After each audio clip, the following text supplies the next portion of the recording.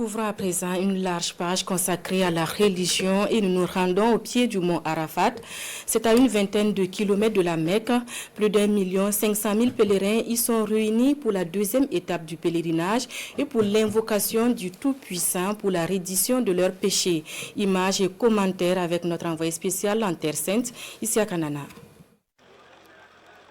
Jour de prière et de recueillement intense pour ces millions de fidèles musulmans venus du monde entier.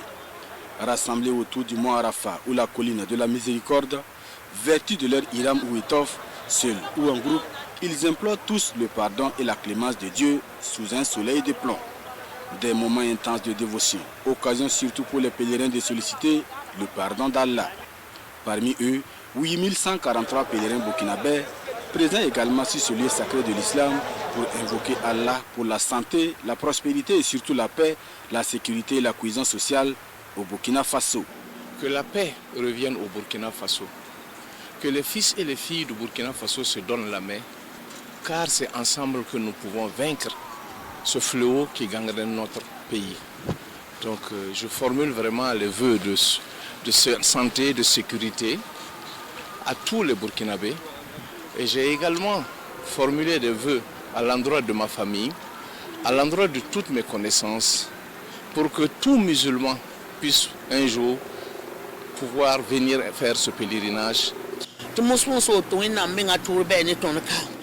la plaine bénie d'Arafat, en ce jour sacré du Hajj, mes pensées et mes prières sont avec tous les Burkinabés. Je prie pour que la paix revienne au Burkina Faso.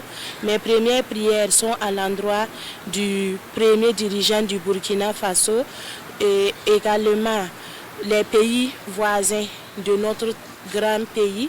Donc ici à Arafat, nous implorons à Allah d'amener la facilité, la quiétude dans notre très cher Faso. Le jour de la station est un des rites les plus importants du Hajj, un moment de grande spiritualité pour tout fidèle musulman. Une journée marquée surtout par des prières, de lecture du Saint-Coran et de méditation. Selon les préceptes islamiques, le mont Arafat est le lieu où le prophète Mahomet a prononcé son sermon d'adieu. Le jour d'Arafat, qui correspond au 9e jour du mois de Zulhijjah, le mois du pèlerinage, est le point culminant du pèlerinage à la Mecque.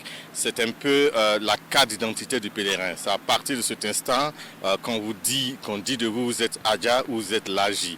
Voilà pourquoi tout le monde converge vers Arafat ce jour-là pour implorer le Seigneur pour la rémission de ses fautes, présenter ses doléances, ses attentes, tout en sachant que le Seigneur a pris l'engagement de pardonner nos fautes antérieures, de nous accorder sa grâce et sa miséricorde. Donc jusqu'au coucher du soleil, toutes les âmes, tous les cœurs sont résolument tournés vers le Seigneur pour l'implorer, pour qu'il nous accorde son pardon. Et quand son pardon est accordé, vous vous rapprochez de lui et par la suite il va accéder à vous.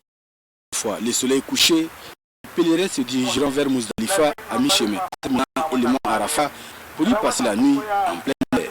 Ils devront par la suite procéder à la lapidation symbolique de Satan en jetant des pierres sur une grande stèle symbolisant le diable dans la vallée de Mina avant de revenir à la Mecque dans la nuit du lundi au mardi prochain.